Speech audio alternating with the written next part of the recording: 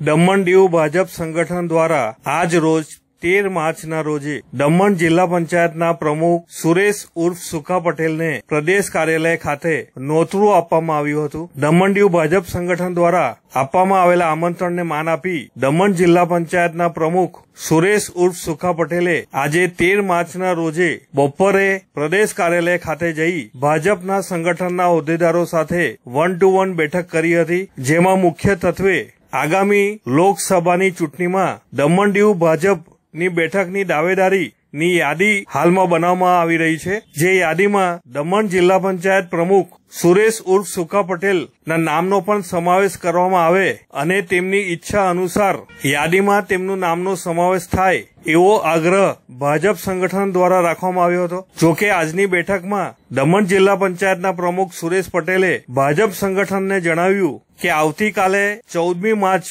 2019ના રોજે તેઓ આ બાબતે વિચાર કરીને જણાવશે કે દમણ દીવ ભાજપમાંથી તેમને ટિકિટ માંગવી કે નહીં માંગવી। હવે આવતીકાલે 14મી માર્ચના રોજે દમણ જિલ્લા પંચાયત પ્રમુખ સુરેશ ઉર્ફ સુખા પટેલ ભાજપની ટિકિટ માટે દાવેદારી કરશે કે કેમ તે અંગેનું સ્પષ્ટીકરણ મળી શકશે। જોકે આજની મુખ્ય વાત, દમણ દીવ ભાજપ સંગઠને દમણ જિલ્લા પંચાયત પ્રમુખ સુરેશભાઈ પટેલને સામે ચાલીને આમંત્રણ આપવામાં આવ્યું હોવાથી આ વાત લોકોમાં અને ભાજપના કાર્યકર્તાઓમાં ચર્ચાનું કેન્દ્રસ્થાન બન્યું છે। હવે જોવું રહ્યું કે આવતીકાલે દમણ જિલ્લા પંચાયત પ્રમુખ સુરેશ પટેલ શું વિચાર કરે છે અને આવતીકાલે 14મી માર્ચે સુરેશભાઈ તેમનું નામ દમણ દીવ ભાજપની ટિકિટ માટે લખાવે છે કે કેમ। આ ઉપરાંત દમણ દીવ ભાજપ સંગઠને ઈચ્છુક દરેક ઉમેદવારોને સામે ચાલીને કહી તેમને ભાજપની ટિકિટ માટે જો દાવેદારી માટે ઈચ્છતા હોય તો આવતીકાલે